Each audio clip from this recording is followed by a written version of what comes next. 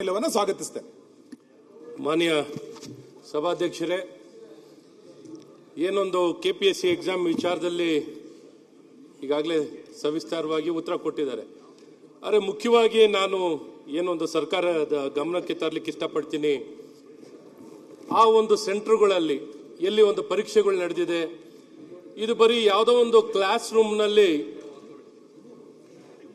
Management ಆಗಿದೆ ಅನ್ನೋಂಥದ್ದು ಒಂದು ಆಪಾದನೆ. ಆದರೆ ನೀವು ನೋಡಿದ್ರೆ ಆ ಪರೀಕ್ಷೆ ನಡೆಯುವಂತ ಕೇಂದ್ರಗಳಲ್ಲಿ ಕೆಲವು ಸಂಬಂಧಪಟ್ಟದ ವ್ಯಕ್ತಿಗಳು ಸಹ ಅಶೋಕ್ ಯಾವ ಒಂದು ಪರೀಕ್ಷೆಗೆ ಸಂಬಂಧಪಟ್ಟಿಲ್ಲ ಅಂತ ವ್ಯಕ್ತಿಗಳು ಸಹ ಅಂತ ಪರೀಕ್ಷೆ ಕೇಂದ್ರಗಳಿಗೆ ಏನಾರ ಅಲ್ಲಿ ಕ್ಯಾಮ್ರಾಗಳಿದ್ರೆ ಆ ಪರೀಕ್ಷೆಗೆ ಅಧಿಕಾರಿಗಳು ಏನು ಸಂಬಂಧಪಟ್ಟಿಲ್ಲದಂತ ವ್ಯಕ್ತಿಗಳು ಅವರು ಸಹ ಅಲ್ಲಿದ್ದಾರೆ. ಮತ್ತು ಇದೆಲ್ಲ ಒಂದ್ ಕಡೆ ಕೆಲವು ಒಂದೇ ಆ ಸೆಂಟರ್, ಇಡೀ ಸೆಂಟರ್ನಲ್ಲೇ ನಡೆಯುವಂಥದ್ದಿದೆ. ಇದೆಲ್ಲ ಒಂದ್ ಕಡೆ ನಾವು ಹೇಳ್ತಾ ಇದೀವಿ, ಇದೆಲ್ಲ ಒಂದ್ ಕಡೆ ಒಂದು ಕೆಲವು ಕುಟುಂಬಗಳಂತ.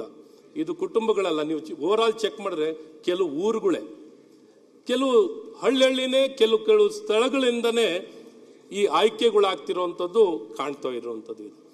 ಮತ್ತು ಇಲ್ಲಿ ಸ್ಕ್ಯಾನಿಂಗ್ ಬಗ್ಗೆ ಇವರು KEA ಮತ್ತು KPSC ನಲ್ಲಿ ನಡೆಯುವಂಥ ಪರೀಕ್ಷೆ ವ್ಯವಸ್ಥೆಗಳ ಬಗ್ಗೆ ಹೇಳಿದ್ರು.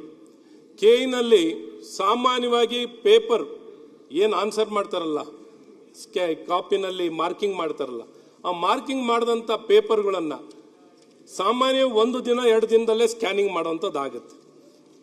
KPSCನಲ್ಲಿ ಕೆಲವು ತಿಂಗಳೇ ತಗೊಳ್ತಾರೆ ಸ್ಕ್ಯಾನಿಂಗ್ ಮಾಡೋಕ್ಕೆ. ಅದನ್ನು ಸಹ ಅದೇ ಪೆನ್ನು ಅದೇ ವ್ಯಕ್ತಿ ಕೈನಲ್ಲಿ ಮಾಡಿಸ್ತಾರೆ.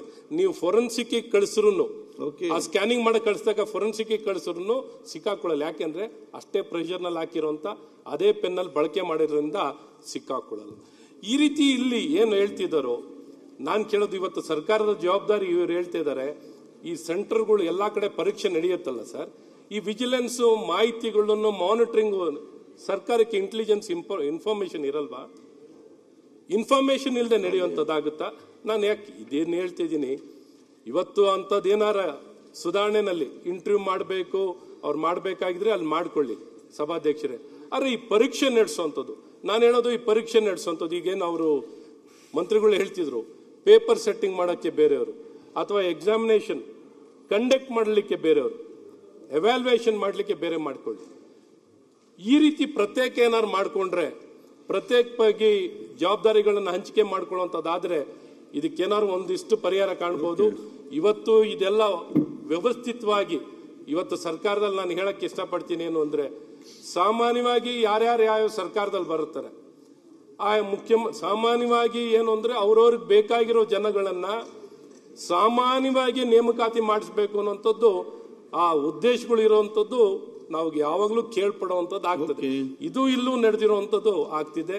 ಮತ್ತು ಇನ್ನೊಂದು ಬಹಳ ಮುಖ್ಯವಾಗಿ ಏನು ಹೇಳಕ್ ಇಷ್ಟಪಡ್ತೀನಿ, ಈ ಪರೀಕ್ಷೆಗಳು ನಡೆದು ಸಭಾಧ್ಯಕ್ಷರೇ, ಈ ಪರೀಕ್ಷೆಗಳು ನಡೆದ ನಂತರ ಸಭಾಧ್ಯಕ್ಷರೇ, ಈ ಪರೀಕ್ಷೆಗಳು ನಡೆದ ನಂತರ ರಿಸಲ್ಟ್ ಬಂದ ನಂತರ ತುಂಬಾ ಜನ ಸರ್ಟಿಫಿಕೇಟ್ ಎನ್ಕ್ಲೋಸ್ ಮಾಡಿರಲ್ಲ, ಅಂತ ಸರ್ಟಿಫಿಕೇಟ್ಗಳನ್ನ ರಿಸಲ್ಟ್ ಬಂದಾದ್ಮೇಲೆ ಎನ್ಕ್ಲೋಸ್ ಮಾಡುವಂಥದ್ದಾಗುತ್ತೆ. ಫಿಸಿಕಲಿ ಹ್ಯಾಂಡಿಕ್ಯಾಪ್ ಸರ್ಟಿಫಿಕೇಟ್ಗಳು, ಬೇರೆ ಬೇರೆ ಸರ್ಟಿಫಿಕೇಟ್ಗಳು, ಯಾವ ಕೋಟದಲ್ಲಿ ಹೋದ್ರೆ ನಮ್ಗೆ ಉದ್ಯೋಗ ಸಿಗುತ್ತೆ, ಯಾವ ಖಾಲಿಗಳು ರಿಸಲ್ಟ್ಗಳಲ್ಲಿ ಏನೇನು ವೇಕೆನ್ಸಿ ಸಿಗುತ್ತೆ ಅಂತ ನೋಡ್ಕೊಂಡು ಸರ್ಟಿಫಿಕೇಟ್ಗಳು ಎನ್ಕ್ಲೋಸ್ ಮಾಡುವಂಥದ್ದಾಗ್ತಿದೆ.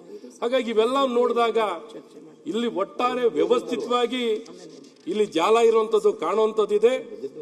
ಇದಕ್ಕೆ ಕಡಿವಾಣ ಹಾಕುವಂಥದ್ದು ಆಗಬೇಕು. ಮತ್ತು ಪರೀಕ್ಷೆಗಳು ಕೇವಲ ನೀವೆಲ್ಲಾ ಪರೀಕ್ಷೆಗಳನ್ನ ಇಂಟರ್ನಲ್ ರಿಸರ್ವೇಶನ್ ಆಧಾರಿತವಾಗಿ ಅಗ್ರಿಕಲ್ಚರ್ ಆಫೀಸರ್ಸ್ ಎಕ್ಸಾಮ್ನ ಕ್ಯಾನ್ಸಲ್ ಮಾಡಿದ್ರಿ, ಸರ್ವೆ ಡಿಪಾರ್ಟ್ಮೆಂಟ್ ಕ್ಯಾನ್ಸಲ್ ಮಾಡಿದ್ರಿ, ಆದ್ರೆ ವೆಟರ್ನರಿ ಮಾತ್ರ ಯಾಕೆ ಎಕ್ಸಾಮ್ ಕಂಡಕ್ಟ್ ಮಾಡಿದ್ರಿ?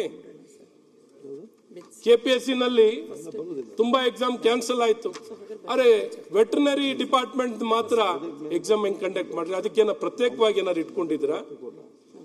ಸೊ ಈ ರೀತಿ ಇವೆಲ್ಲವನ್ನು ನೋಡಿದಾಗ ಹಸ್ತಕ್ಷೇಪ ಅಥವಾ ಇನ್ವಾಲ್ವ್ಮೆಂಟ್ ಯಾರ ಇನ್ಫ್ಲೂಯೆನ್ಸ್ ನಲ್ಲೇ ಆಗುವಂಥದ್ದು ಇದೆ. ಈ ನೇಮಕ ಆಗೋದು ಸರ್ಕಾರದಿಂದನೇ ನೇಮಕ ಆಗುವಂಥದ್ದು ಆಗುತ್ತೆ.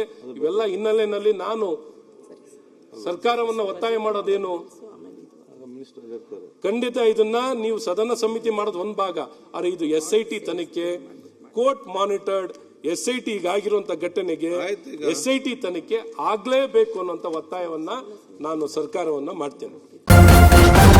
ನ್ಯೂಸ್ ಫಸ್ಟ್ ನಿರ್ಭೀತಿಯಿಂದ ನಿಮ್ಮ ಪರವಾಗಿ.